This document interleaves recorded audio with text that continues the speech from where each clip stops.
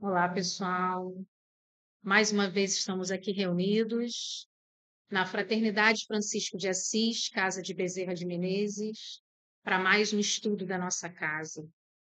E é com muita alegria que convidamos a vocês que nos acompanham pela internet para procurarem o nosso canal, se inscreverem, curtirem. É uma forma de incentivar esse trabalho, que é a nossa tentativa de espalhar as sementes do amor, as sementes do bem. Aqui tivemos acesso, porque nós nos consideramos nessa casa buscadores espirituais. E é para isso que estamos aqui, para buscar ensinamentos, buscar sabedoria, buscar conexão. Antes de começarmos o estudo de hoje, vamos fazer uma oração. Convido a todos para fechar os olhos, abrir o coração para a presença divina que já está dentro. Sentir a força desse Cristo interior que habita em você e se permitir ser inspirado, conduzido, se permitir achar os caminhos que precisamos decidir. E pedimos a proteção e a supervisão dos guias, dos mentores e da falange espiritual que protege a nossa casa. Graças a Deus. Nós vamos começar o nosso estudo de hoje ensinando, trabalhando aqui juntamente um exercício de concentração. Nós recomendamos que diariamente, as pessoas procurem fazer esse exercício de concentração que pode nos levar a um estado meditativo. Então, a recomendação é que possamos visualizar um triângulo violeta na altura do nosso chakra frontal. Isso pode ser feito de olhos abertos ou olhos fechados, né? Esse triângulo, ele colabora muito para nos trazer o discernimento entre o real e o irreal, os valores que realmente importam nessa vida e que geralmente ficam esquecidos no nosso dia a dia. Então, é um triângulo que vai nos ajudar a transmutar e a conseguir superar, os nossos desafios, as nossas dificuldades e visualizar os valores reais dessa vida. Essa cor simboliza também a mais alta espiritualidade, né? Para que nós fomos criados? Por que estamos na Terra? Quais são os reais valores? Então, esse triângulo vai nos ajudar a trazer esses conhecimentos. Então, caso você não tenha a imagem de um triângulo, você pode visualizar, não precisa ter. Caso você tenha dificuldade de visualizar, pode também colocar na parede da sua casa. Então, são exercícios que podem ajudar a conduzir a meditação. E como fazemos também sempre nos estudos, vamos começar a abrir os estudos com o Bhagavad Gita, que é aquele livro antigo da Índia, que data aproximadamente 10.000 anos, que trata a respeito da luta, em que Arjuna, que representa o homem mortal, precisa realizar e vencer sob a inspiração de Krishna, que representa o Deus interior. Estamos no capítulo 11, chamado A Visão da Forma Divina Universal. E o que diz o preâmbulo? O preâmbulo diz que a forma divina ou personalidade de Deus consiste na soma de todas as formas e atividades em que se manifesta o seu poder. Então, Deus está na soma, ele não está na exclusão, ele não está na separatividade, ele está na soma. Então, essa mensagem que o Bhagavad Gita nos traz é tão importante para pensarmos como temos refletido e levado a nossa espiritualidade, a nossa vida, como esse Deus tem sido colocado em nossa vida. Porque aqui o que se coloca é que ele soma, ele está em tudo e em todos. Então, cada ser humano que eu desprezo, cada pessoa de quem eu quero me destacar, me separar, é uma parte de Deus também que eu estou separando. Então, todos somos um, segundo essa visão, Na página 118, o item de hoje é o item 7, também o 8, versículo 9. Então, é quando Arjuna pergunta ao Senhor abençoado Krishna representando Deus, né? Pedindo que ele se mostre, que ele se revele. E aí, o que ocorre? A divindade responde. Aí, no último estudo que nós fizemos, foram lidas os itens 4, 5 e 6. No item 5, que eu quero retomar antes de fazer o item de hoje, tem o seguinte: contempla-me, ó filho da terra, contempla-me. Eu quero destacar esse verbo aqui com vocês, porque esse contempla-me, ele vem de templo, um lugar sagrado. E quando você contempla, você está com esse lugar sagrado. Então não é só olhar, você precisa ver com profundidade no lugar mais sagrado do teu ser. Então, esse verbo é muito bonito, o verbo escolhido para falar a respeito de como se consegue visualizar, ver, sentir Deus, né? E lá no item 7, a divindade, Deus, está respondendo. Vê e observa o universo inteiro, com todos os seres animados ou inanimados, resumido no meu corpo. Nele encontras tudo que desejas ver. Então, eu destaco aqui que está tudo dentro, nada está fora. E essa passagem ela está em perfeita harmonia com o ensinamento de Jesus. O que que Jesus falava? Que o reino de Deus está dentro, ele não está fora de nós, né? Ele está dentro de nós. E nesse ensino, isso fica bem claro, né? Então, tudo que está no universo se encontra no corpo divino, no corpo de Deus. Essa visão de Deus é bem comum no Oriente, né? Eles têm essa visão nas várias religiões orientais. No Ocidente, a gente tem muito uma visão que Deus está num patamar acima, no outro lugar, a gente parece que não tem muito acesso, né? E não, a visão oriental já traz esse Deus, está presente, está aqui, está tão acessível, está dentro da gente. Não é algo separado, está ali para nos julgar, nos castigar, nada disso. Né? Então, basta nós estarmos conectados que nós vamos sentir essa presença divina dentro de nós. E ele continua: não é com os teus olhos materiais que me podes ver. Para isso, abro-te a tua visão espiritual. Olha, pois, e vê agora a minha gloriosa natureza mística. Então, o que que é uma visão espiritual? É uma visão que não está necessariamente ligada com os nossos olhos carnais. Ela é além disso. É aquilo que nós podemos olhar com os olhos fechados e sentir e ter absoluta certeza que está vendo. Não é imaginação, né? É uma verdade interior, incontestável, que a gente não consegue explicar muito bem, mas é incontestável. Ela está ali na nossa frente. E é essa convocação de Deus, né? Ele diz: abro-te a tua visão espiritual.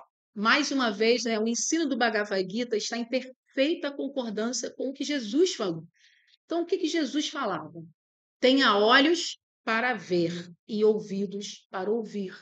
Em várias passagens de Jesus, ele encerra falando isso. Então, precisamos realmente aprimorar nossa percepção para as coisas divinas, que estão ali do nosso lado e a gente não consegue perceber, ainda dá atenção para as coisas menos importantes, de nós e do outro. Julgamos os defeitos do outro, percebemos o que há de pior em nós, mas por que não percebemos o que há de profundo, de belo, tanto em nós como no outro? Essa é a visão espiritual, esse é o olhar espiritual que vê além desses pequenos empecilhos que ainda estamos na matéria, né? Tendo o Senhor dos mundos assim dito, Deus se a conhecer o Filho da Terra em seu supremo aspecto de Senhor absoluto, cujo domínio abrange o universo inteiro. Então, no próximo estudo, falaremos sobre como esse Deus se mostra para Arjuna, né? Mas é interessante a forma que ele coloca aqui, o Senhor absoluto. O que é um Senhor absoluto? Que ele independe de qualquer condição, restrição, limite, religião. Por que o Deus da sua religião é melhor que o da outra? Só existe um que está no comando de tudo, e esse é o Deus absoluto, né? Segundo o que temos aqui. Ele independe de todas essas limitações e restrições que colocamos na Terra, criadas por nós para separar, porque Deus é união, Deus não é separação. Separação, quem cria somos nós, né? É interessante que esse termo absoluto, ele vem de absolver, do latim, que significa libertar, soltar. Então, esse absoluto é livre, né? Esse Deus que é livre dos condicionamentos terrenos, que não está preso a nenhum aspecto material, apesar de estar contido em tudo, ele não está preso a nada. Né? Então, essa interpretação de Deus que está em tudo, em todos, ela é magnífica para pensar como nós agimos no nosso dia a dia com essas manifestações divinas que estão ao nosso redor o tempo todo, né? Então é esse. E o próximo livro de hoje é o livro Mediunidade e Médiuns, da diretora da nossa casa, que é a Narci Castro de Souza. Estamos no item 16 falando a respeito de apometria. A gente já vem estudando algumas semanas, alguns estudos, né, algumas reuniões, apometria, que significa o desdobramento ou projeção astral. Quando o seu corpo físico está num lugar, mas o seu corpo astral, né, é essa essência menos material, consegue ir a outros planos. E esse tipo de trabalho, de tratamento, existe aqui na nossa casa, é um trabalho que pode ajudar pessoas, pode ser feito para fazer desligamento de entidades obsessoras, pode também ocorrer cirurgia, pode ocorrer também registro de vidas passadas. Então, é uma forma de pesquisar, né, e encontrar as razões dos efeitos que temos agora na Terra através desse trabalho de projeção astral ou desdobramento. Quais são os chakras que possibilitam tal mediunidade? Os chakras, para quem não sabe, são os centros de força, os centros energéticos que temos aqui na direção da nossa coluna, né? Que vai do topo da cabeça, os principais, até o órgão genital. Os principais, né? Porque temos chakras por todo o corpo, mas esses são os pontos energéticos mais importantes, tá? E como ocorre essa mediunidade? Cada mediunidade está ligada a um tipo de chakra diferente. No caso dessa mediunidade, é o chakra esplênico. Tá? Por quê? Porque ele possibilita a mediunidade onírica, que é a mediunidade quando seu corpo está levemente, vamos dizer assim, sedado, adormecido, por isso que é onírica, e através de sonhos, entre aspas, porque não são sonhos, são viagens astrais, você consegue ter contato com o mundo espiritual, tá? Depois, na próxima semana, continuamos. O estudo principal da noite de hoje é sobre esse livro, Os Arcanos Maiores do Tarô, que é um livro que foi canalizado pela Narci Castro de Souza, também nossa presidenta, e ele vai ter um simbolismo muito profundo que temos que estar bem atentos para entender. Está na página 91, é o arcano 7, que se chama A Carruagem. Está aqui atrás de mim, se chama A Carruagem, tá? Alguns chamam também de A Carruagem de Hermes.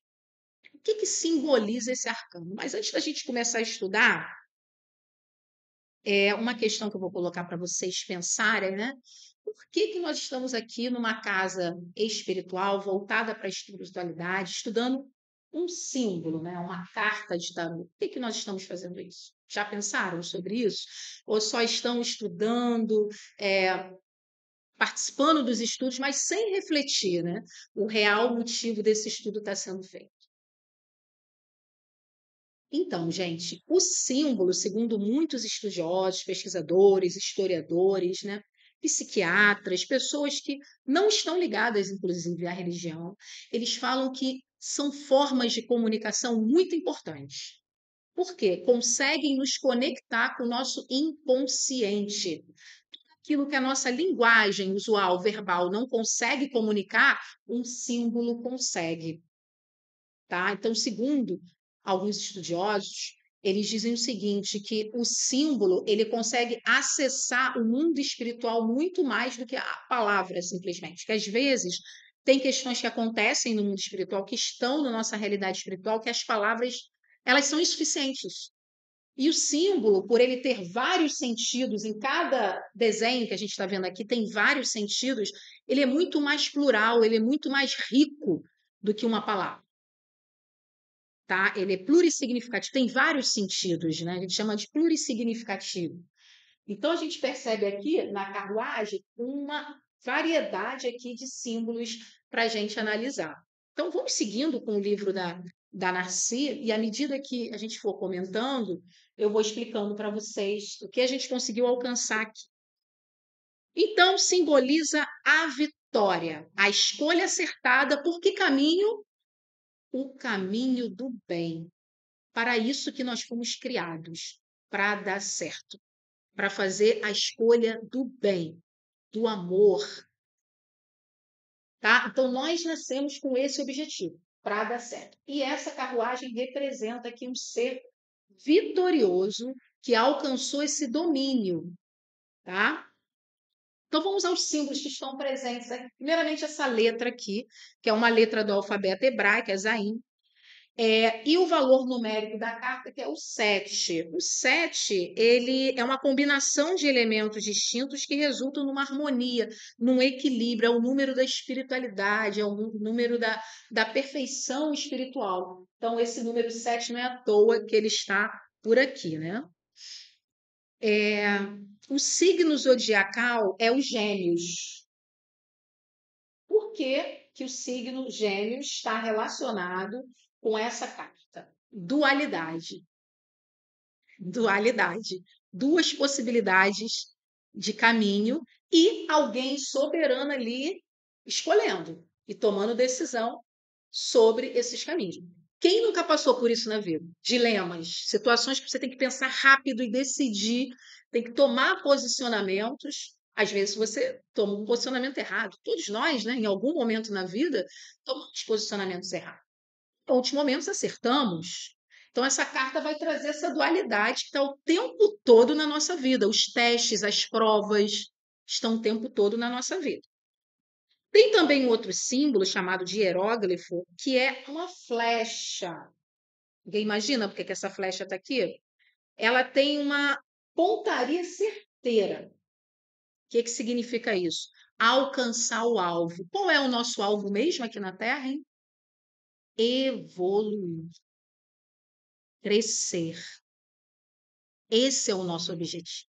Ninguém está na Terra de brincadeira, né, para se divertir, nada disso. Claro que a gente tem os nossos momentos, né, de lazer, estamos na matéria, mas o objetivo central não é esse. O objetivo central é a evolução. E essa evolução, ela pode ser mais ou menos dolorosa, dependendo das nossas escolhas.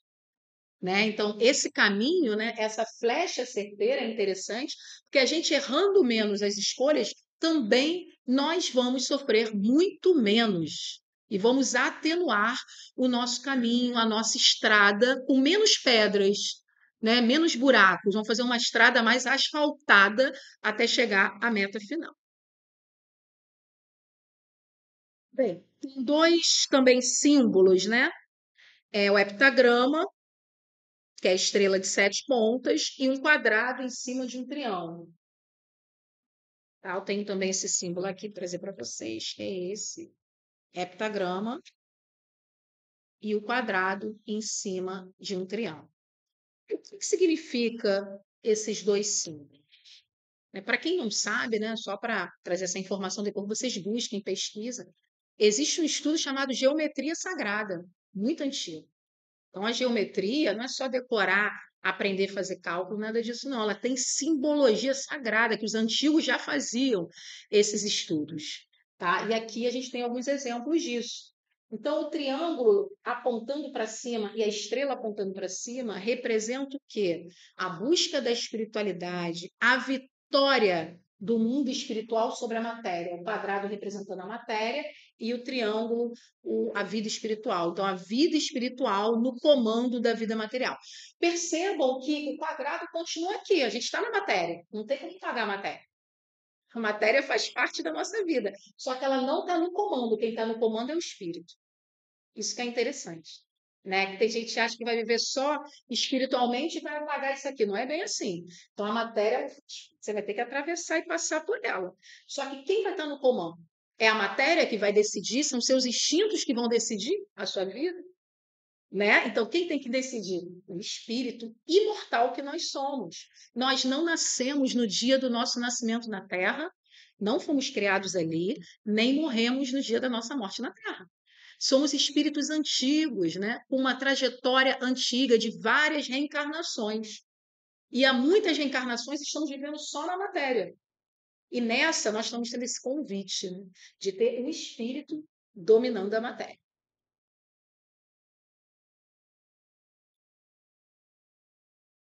Bem, vamos observar essa lâmina. Sobre a carruagem, nós estamos observando aqui um dossel azul bordado. Vocês estão vendo aqui, né, uma cobertura de tecido azul. Nessa cobertura tem vários pentagramas, que é a estrela de 5 pontas dourada. O que significa isso? Essa cor azul aqui no alto da carruagem significa o plano mental e os habitantes desse plano mental. Quem são os habitantes desse plano mental, que está bem mais próximo ao espiritual? São os seres evoluídos que nos guiam, que olham por nós. Nós não estamos sós. Né? Às vezes na vida temos a impressão que está dando tudo errado, que estamos sozinhos, que não tem mais jeito, mas tudo isso é ilusão da matéria.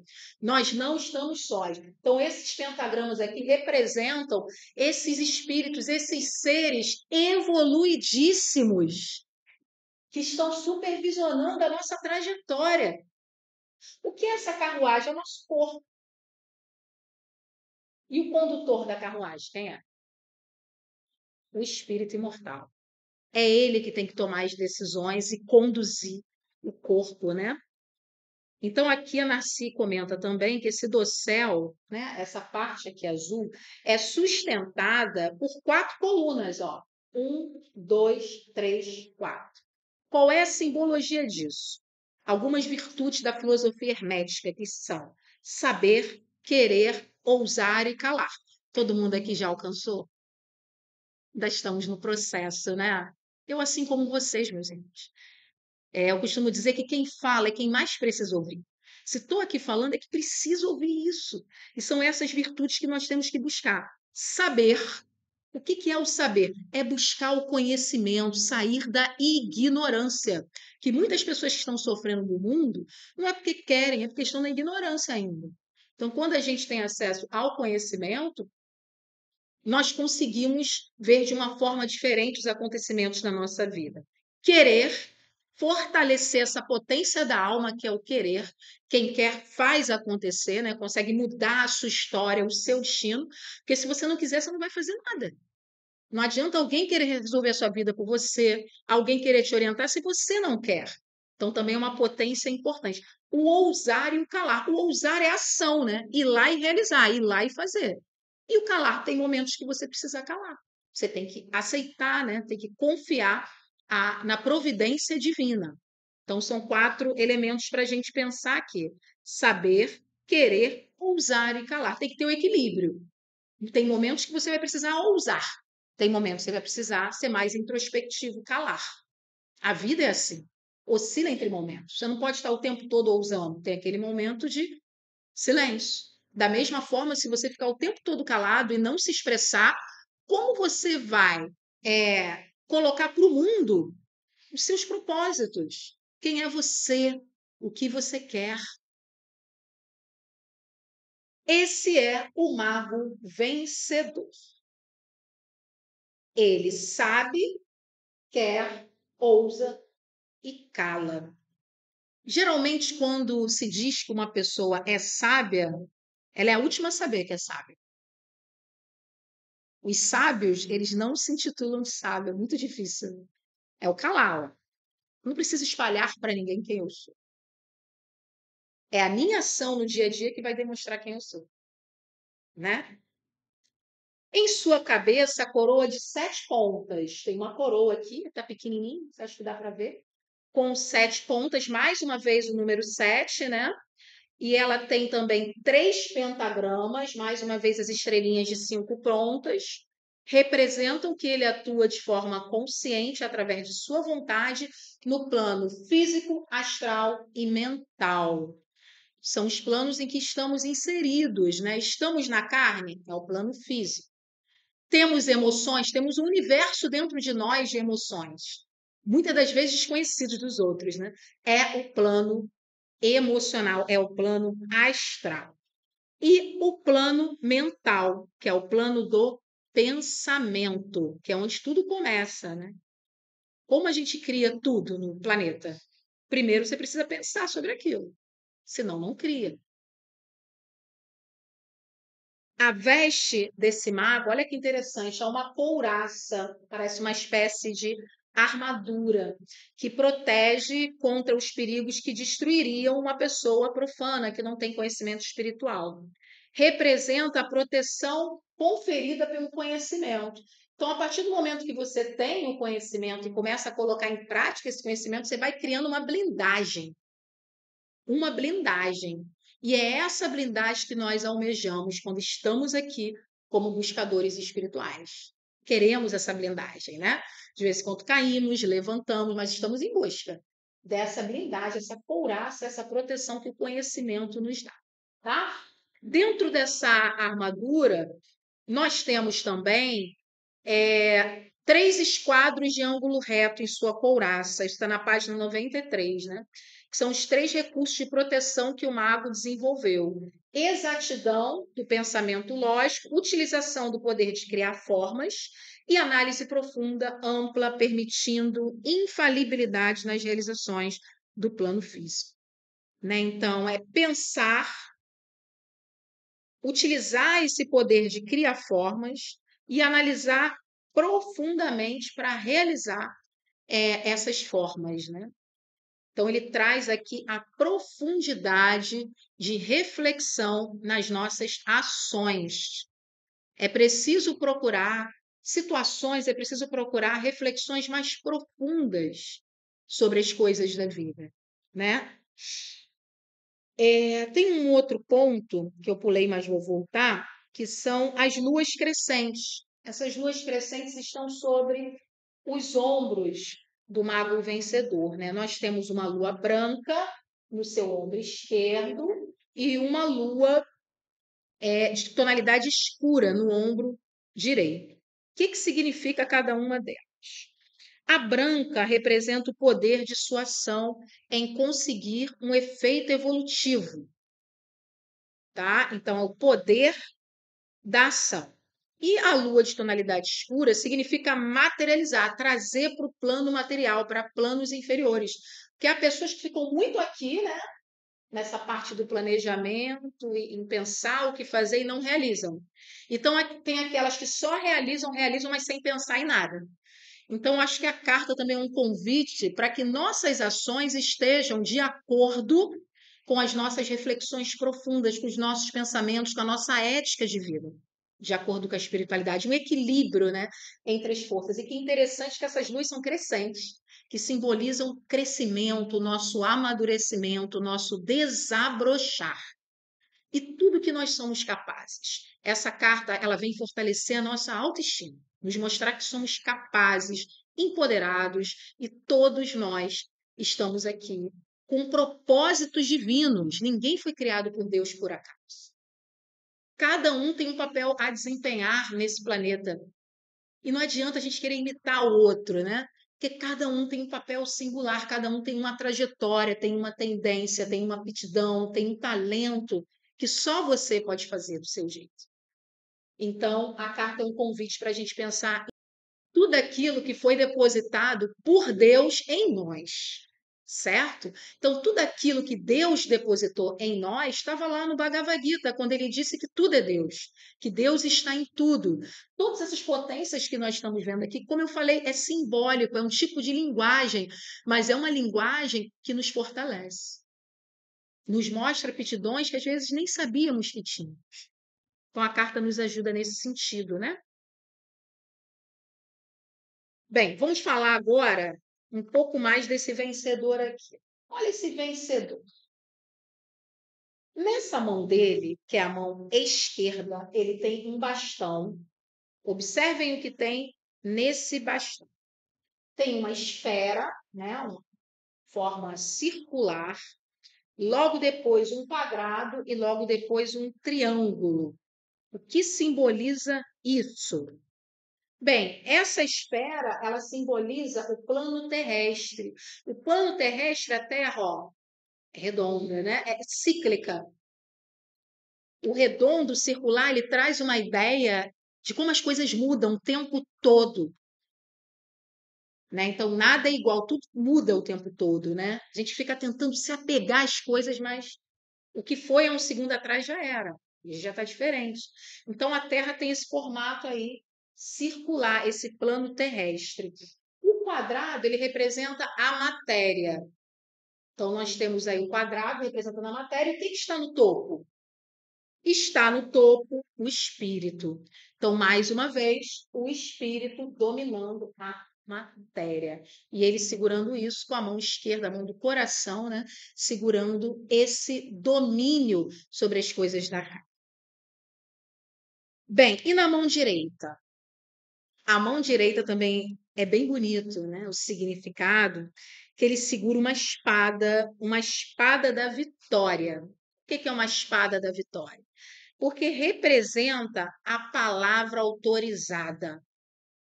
Que é uma palavra autorizada?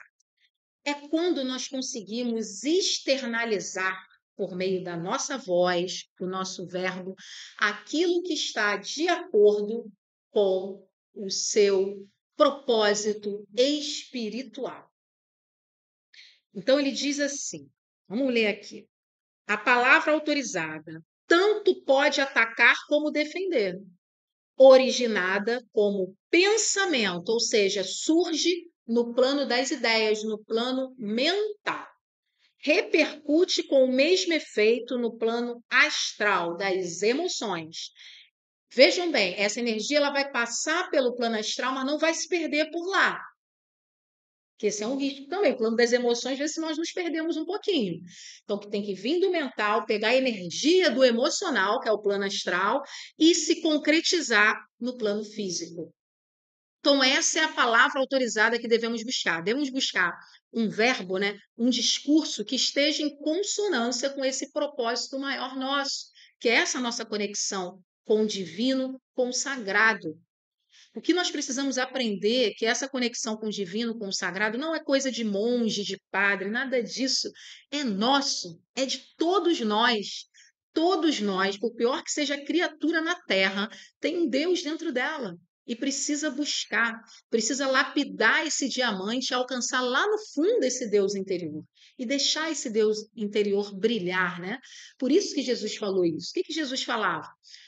Deixai brilhar o quê? A vossa luz. Jesus falou isso quando esteve na Terra. Todos nós temos essa luz interior e precisamos deixar ela sair. Muitas vezes agimos como um carvão, né? Ficamos lá oculto aquele diamante. Precisamos lapidar essa pedra que às vezes está ofuscada, né? Está manchada e deixar o nosso brilho interior sair. Todos nós temos. Deus jamais faria distinção de um filho para outro. Deus, quando cria cada um dos seus filhos, ele cria com as mesmas potencialidades, se manifestando de forma diferente, mas não de forma injusta. Que um nasceu melhor que o outro. Não, cada um nasceu exatamente como precisaria nascer para evoluir. E todas as vidas que cada um de nós teve, né, em outras encarnações, eram necessárias para a nossa evolução. Então, é essa a palavra autorizada, né? É a palavra que vem lá, a gente consegue trazer de um plano superior, um plano mais sagrado e manifestar na Terra. Quantas vezes somos tomados, né, por uma energia que não sabemos explicar e nem nos reconhecemos? Não é isso? A gente não se reconhece. Mas é isso, é quando a gente consegue canalizar. Quantos livros são escritos maravilhosos dessa forma? É essa canalização de trazer de um plano superior e expressar no plano da matéria. Porque quando a pessoa, né, tem esse contato com o plano superior, com o plano mental, com esses espíritos que estão aqui em cima, Às vezes ela fica lá e não consegue concretizar na matéria. O interessante é a gente trazer para cá, para a matéria, dividir, compartilhar com os nossos irmãos de condição, o que a gente tanto precisa, né? Porque a gente precisa desses ensinamentos. Eu tenho certeza que cada um, até chegar aqui, passou por provas difíceis hoje mesmo. Assim como eu, todos nós passamos por desafios, mas chegamos, estamos aqui e nada é por acaso. Com certeza, esses seres aqui estiveram perto da gente, nos intuindo, impulsionando. Vai lá, não desiste. Você pode, você é capaz. Está tudo dentro, nada está fora. É o Bhagavad de hoje que a gente traz para o estudo da Nascer. Tudo está dentro, tudo que você precisa está dentro de você. É uma questão de equilíbrio dessas forças, né?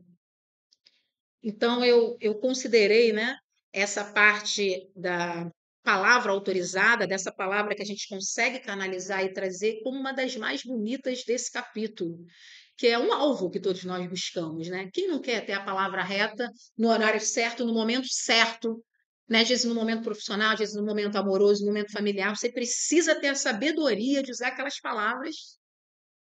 Na maioria das vezes a gente consegue? Ainda não, né?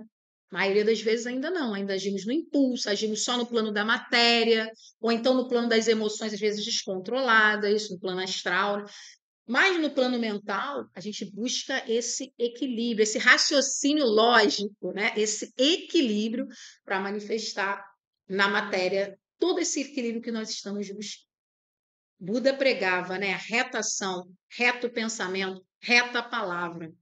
Então, os grandes mestres que estiveram na Terra, um não brigou com o outro, um não está em desacordo com o outro. Quem faz isso são as pessoas da Terra. Né? Então, um estava de acordo com o outro. As diferenças são questões culturais pequenas, mas o fundamento das religiões é o mesmo: é o amor ao próximo, é o autoconhecimento, é o real objetivo de estarmos na Terra. É algo muito profundo porque estamos aqui. Alguém nos criou, alguém soberanamente justo, misericordioso, e que a nossa imaginação não consegue nem dar conta desse alguém, desse ser magnífico, né? E nos criou com um propósito belíssimo. O que nós estamos fazendo nessa vida? Buscando esse propósito. Cada um de nós no nosso momento, com as nossas dificuldades. Não é fácil para ninguém, né? E o que mais que a gente tem que falar dele? Vamos lá. Vamos falar agora da carruagem, né? Que é uma forma cúbica, representa o poder realizador, dirigido pelo mago vencedor. Também pode ser interpretado como a matéria. Essa forma cúbica ela está muito relacionada com a carne, com o plano da matéria. E aqui embaixo nós temos outros símbolos importantes. São símbolos que nos indicam o que permitiu a aquisição desse poder, desse mago, como ele conseguiu atingir esse poder. Então, o primeiro, esse aqui de cima, é um ornamento, é uma simbologia egípcia, tá? Pode ser chamado também como símbolo de Hermes, que é composto, para quem não está conseguindo ver aí, de duas serpentes, tá? Tem duas serpentes, cada uma para um lado, direções opostas, e duas asas, né? Duas serpentes e duas asas. Como a gente pode interpretar essa simbologia? As serpentes, elas têm o significado de sabedoria, mas ao mesmo tempo, como temos duas em direções opostas, é a dualidade. São os dilemas da vida, que muitas das vezes temos que passar. Então, a vida toda nós teremos essas dualidades. Você vai por aqui ou vai por ali? Ninguém vai dar isso para você de bandeja. É muito trabalho para descobrir o melhor caminho. E essas asas, elas representam a velocidade, né? A comunicação, a conexão entre o plano espiritual e dos mortais. Então, as asas, elas representam isso, essa possibilidade de comunicar com velocidade esse nosso propósito, esse nosso Cristo interior e tomar a decisão certa. E nós temos também, abaixo, uma imagem, tá? Que é um lingam que em sânscrito significa o órgão genital masculino, que tem uma simbologia de potência geradora, criatividade, vitalidade, fertilidade, né? Infelizmente, nós deturpamos tudo e colocamos tudo num plano, né, depreciativo. Mas todas as partes do nosso corpo são belíssimas e têm funções importantes. Em muitas culturas, né, essas partes que são consideradas em algumas culturas como a nossa, que tem uma tradição mais católica, né, com essa visão do pecado, do errado, do feio. Em outras culturas é visto como uma festa, como algo maravilhoso, algo sagrado que deve ser cultuado, né? Então representa o pênis masculino, esse lingam, trazendo essa simbologia de gerar, né? De criar, de agir no mundo, de fertilizar, trazer grandes oportunidades. Então, esses são os símbolos que estão aqui. E logo abaixo nós temos as duas esfinges. As esfinges, que também são simbologias egípcias, percebam que cada uma também está para um lado, uma mais clara e outra mais escura. Mais uma vez, trazendo que mensagem para a gente? Polaridades distintas, forças contrárias, às vezes, na matéria, você está sendo puxado de um lado, ao mesmo tempo para outro, você não sabe para onde vai, você quer ir para um lado, mas às vezes seu instinto te puxa para o outro, sua emoção para outro. A vida é essa para todo mundo, né? Então, as esfinges, elas representam essas polaridades, tá? Ela diz aqui que a carruagem é puxada por duas esfinges, simbolizando o binário astral. A esfinge da esquerda é preta e a da direita é branca. Olham uma para a outra, mas puxam em direções opostas. Elas correm sobre a superfície de um grande globo. Isso representa as duas polaridades do turbilhão astral manifestadas na crosta terrestre. As forças contrárias que são dominadas e submetidas à vontade do vencedor. Então, abaixo dessas esfinges e também da carruagem, nós temos aqui uma forma, né, circular, esférica, né? Então, é algo em movimento. A carruagem está em movimento. O que é a vida se não movimento, né? O que é a ausência de vida? É a ausência de movimento. Então, a carruagem nos mostra o quê? O movimento. E as esfinges estão lá sobre a carruagem, desculpa, sobre a imagem circular. A carruagem também está sobre a imagem circular, mas quem está no comando? Isso que é interessante. Por mais que haja um movimento, existe alguém no comando. Então, na nossa vida, trazendo isso para a nossa vida, que é o que importa realmente, o que nós devemos buscar? Devemos buscar estar no comando das nossas ações. Né? Pensem na metáfora de um carro. Você está lá num carro, onde você quer estar no carro? Dirigindo o carro ou no banco do acompanhante? Você tem que dirigir. Se o carro é a tua vida, você tem que dirigir a sua vida. Você não tem que ficar do lado esperando que alguém tome decisões para você, resolva para você. Né? Aí depois termina a vida e fala assim, poxa, eu não tive oportunidade, mas onde é que você estava esse tempo todo, né? Então é estar no comando, é estar na direção da sua vida, e não no carona. Essa era a palavra que eu queria achar. Não no carona, e sim na condução. A vida é um carro e você precisa ser o motorista. Então essa é a mensagem que essa carta traz para gente, é estar no comando, inclusive das forças que estão aqui, ó, no nosso corpo, na nossa energia psíquica, nada disso é fora da gente. Isso que é interessante, né? Tá tudo dentro. Então, essas dualidades, essas dúvidas, está tudo dentro. Mas como eu lido com isso? Essa que é a questão. Quem está no comando? Eu vou deixar as esfinges dirigirem para mim, para cá, para lá?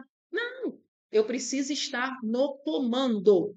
Percebam que elas não desaparecem da carta. Isso também é interessante. A carta, ela demonstra tudo no plano material. É um erro achar que o caminho espiritual é esquecer completamente, de imediato, assim, de repente, a carne, a vida material. Isso traz muito sofrimento, inclusive, né? Pessoas, às vezes, que se devotam a um caminho que não estão prontas ainda para seguir, né? E se devotam a um caminho, às vezes, de jejum, né? De determinados alimentos, celibato, mas não está pronta. E, às vezes, essa pessoa faz coisas muito piores. Porque está freando de um lado e sai de outro. Então, a carta é interessante porque ela mostra essas forças da matéria, essas forças psíquicas que estão nos empurrando, né, de um lado para o outro, mas o convite dela não é apagar as coisas. Não é fingir que não existe, é estar no comando. Quando Jesus esteve na terra e falaram para ele, né, que ele era bom, ele falou: "Eu não sou bom, bom é meu Pai que está no céu." Porque nós ainda nos julgamos tão perfeitos e bons. Temos que reconhecer que temos essas dualidades, sim, elas ainda habitam em nós.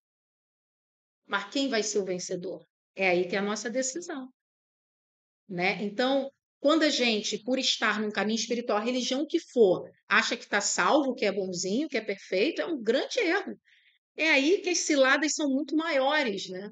Então, é preciso reconhecer também as nossas falhas, as nossas limitações. Somos seres paradoxais, ou seja, de contraditórios o tempo todo. Isso não é problema nenhum, faz parte da nossa natureza. O que precisamos é estar no comando, é não nos perder diante dessas dualidades, contradições que habitam em todos nós. Eu tenho certeza que, à medida que eu estou falando aqui, vocês pensarem em várias características de vocês, assim como eu também estou pensando aqui nas minhas características. São várias, né? Que quero seguir para um lado, mas tem outro que me puxa para lá, né? E eu acho que eu já venci isso, aí vem uma prova e me mostra que eu não venci, que eu ainda tenho ciúme, que eu ainda sou egoísta, que eu ainda sou orgulhosa. Faz parte. Estou, né? Sou não. Senão puxa o meu orelha. Estou, né? Porque nós somos luzes. Somos a realização de um grande sonho que foi o sonho divino, o sonho de Deus. Nós estamos ainda vivendo nas imperfeições, mas há algo muito maior em nós para brilhar. Então, vamos ter cuidado quando usar esse verbo aí, ser, né? O que nós somos. Bem, e tem mais um parágrafo que diz que as rodas da carruagem são guarnecidas com aros de ouro e as cabeças de prego são substituídas por olhos. Então vejam aqui que nessas rodas de ouro tem vários olhos. Percebam que esses olhos, né, eles estão por todas as direções. É interessante porque traz também essa visão que a gente está tendo lá no Bhagavad Gita, que Deus está em toda parte. E esse olhar espiritual que vai além do olho da carne. Em muitas culturas, os deuses, né, eles são representados com vários olhos, vários braços. O que representa isso? Né? Às vezes olhamos e julgamos, achamos feio ou bonito. Não é a questão. O que simboliza isso? Simboliza essa onipresença, essa onipotência de Deus que está em tudo e em todos. Então, um simbolismo muito bonito, né? De não ter espaço vazio, ele está em tudo. Ele tem vários braços, vários olhos, várias mãos, tem tudo vários. E nós também, porque nós somos feitos à imagem e à semelhança dele. Né? Então diz o seguinte, que esses olhos simbolizam os vórtices astrais que transportam o turbilhão. Os olhos mostram que essas formações astrais são forças volitivas, são vidas, que através do princípio divino que as gerou e mantém, tem energia própria. Então a forma como nós olhamos a realidade tem vida própria. Que pensamentos que nós estamos jogando para o universo? Existe um termo no espiritismo muito usado por um espírito chamado Joana de Ângeles, formas pensamento, né? Que são formas pensamento? São pensamentos que nós julgamos na atmosfera, né, no planeta, e aquilo ali se concretiza, aquilo ali vira matéria. Então, quem acha, né, quem se acha burro, feio, e fica repetindo isso, aquela palavra ali está 24 horas contigo. Todo mundo que te olhar vai te achar também assim. Formas pensamento. Né? Então, o nosso pensamento, a nossa palavra tem poder. A gente tem que projetar no universo palavras maravilhosas e o universo retorna para a gente. Né? Então, a gente tem que tomar cuidado com essas formas de pensamento que nos colocam para baixo, porque elas vão nos acompanhando. Quem nunca sentiu de ir num lugar e, de repente, voltar pior desse lugar?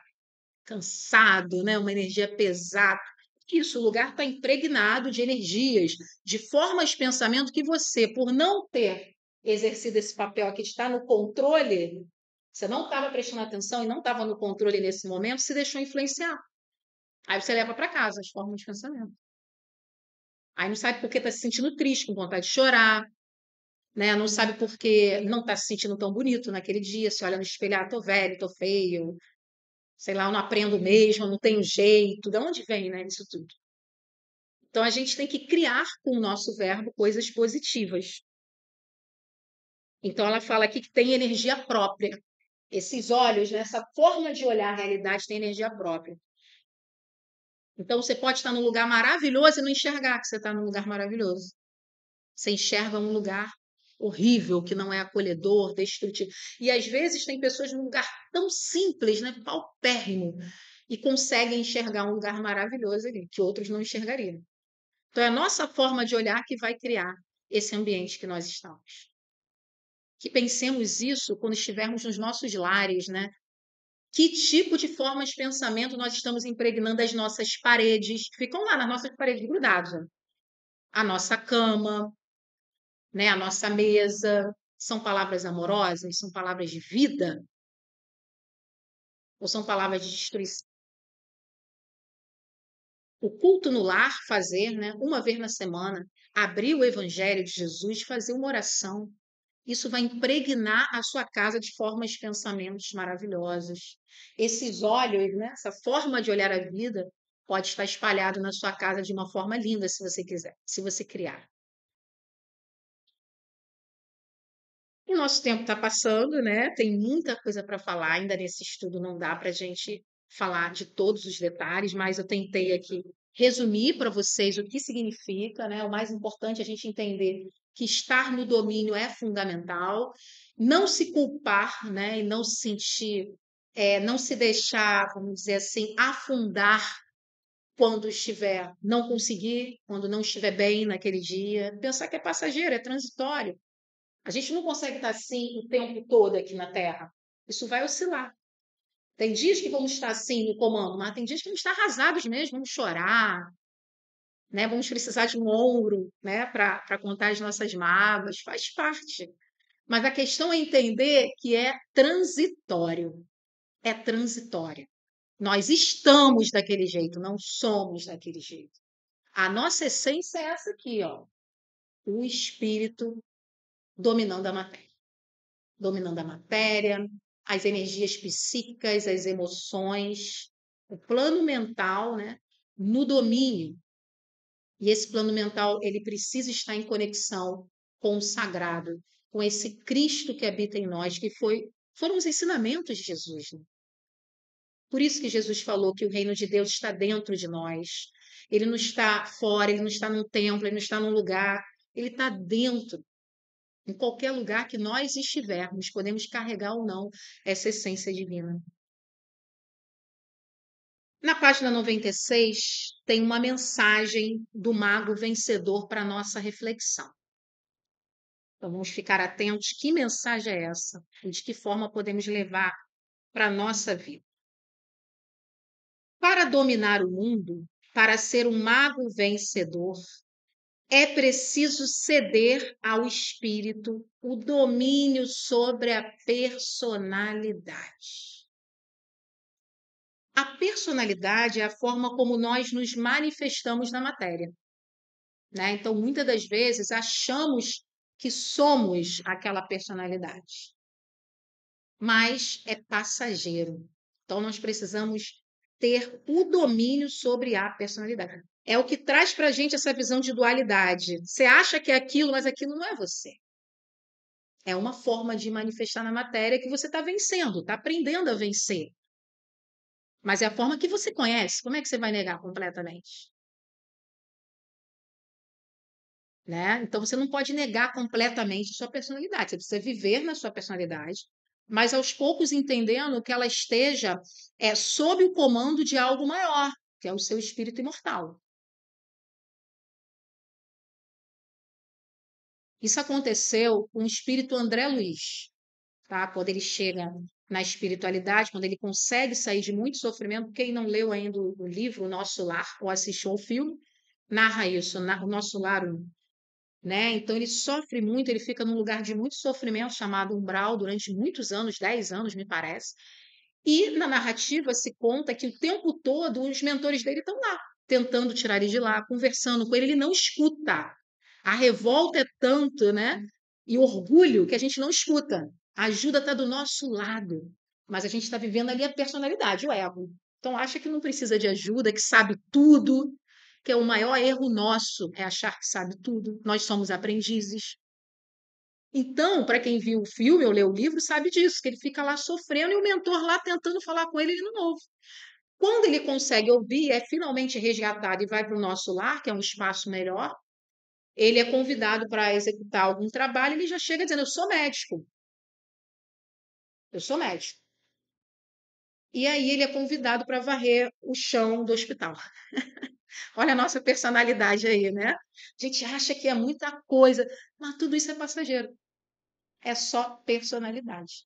Então, o estado emocional e psíquico que ele estava não estava em condição de ser médico lá na espiritualidade. Ele precisava varrer o chão para aprender muito mais naquela condição, né? O exercício da humildade, da solidariedade. Quem disse que ser médico é mais importante do que quem limpa o chão? Do vômito dos pacientes, né? No caso, era a sujeira dos pacientes que ele tinha que limpar. É isso, todos são importantes, todos são peças singulares desse colar divino que Deus criou. Somos nós, somos essas pérolas de Deus.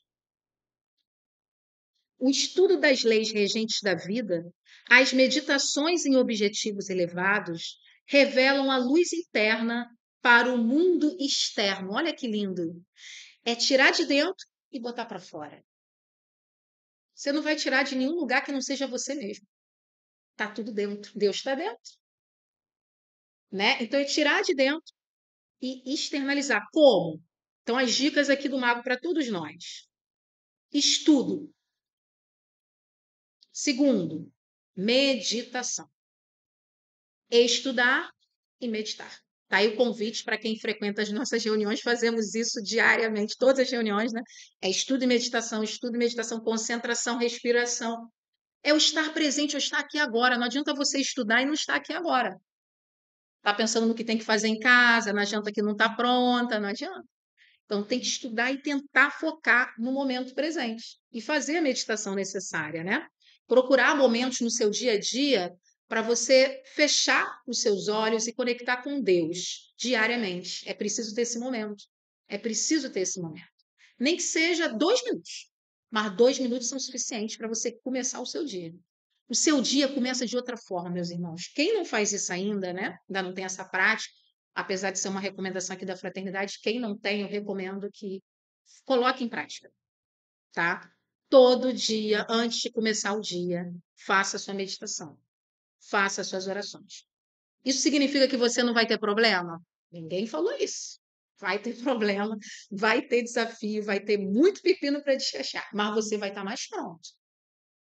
Você vai estar mais fortalecido com esse Deus interior e conectado com a sua egrégora espiritual, porque ninguém está sozinho, que a gente viu aqui, olha só a quantidade deles ó, conosco. Eles estão esperando a gente conectar com eles. A gente está vivendo a vida e não está conectando com eles. Deixa que a tua vida seja presidida pelo fiel cumprimento de teus deveres e não abdiques da consciência de teus direitos. Busque teus direitos, não há problema nenhum nisso. Busca teu espaço nesse país, nesse mundo. Brigue pelos teus direitos, desde que você também seja um fiel cumpridor de teus deveres. Então, é a mensagem do mago vencedor para todos nós hoje. Trazer para a consciência esse domínio que nós podemos ter do espírito sobre a matéria, nos empoderarmos cada vez mais, nos fortalecermos cada vez mais e ter a certeza que Deus está conosco. Essa imagem é um convite para o nosso despertar. Chega dessa carruagem andar desgovernada. Chega. Isso acabou. É hora da gente governar. Vai ter hora que vai cair, vai ter hora que não vai aguentar carregar, vai dar uma parada. Mas essa certeza de que somos nós no comando é o que precisamos ter. Essa é a mensagem do Mago Vencedor. E agora nós temos uma breve meditação, né? Que esse discurso do Mago Vencedor a gente costuma pedir para que as pessoas fechem os olhos, se concentrem e sintam, né? Que mensagem vem para cada um de vocês, para os dilemas, para as questões da vida, para o momento presente de hoje. O que você está precisando ouvir e de que forma essa mensagem vai chegar para você? Fechem os olhos, se concentrem em Deus.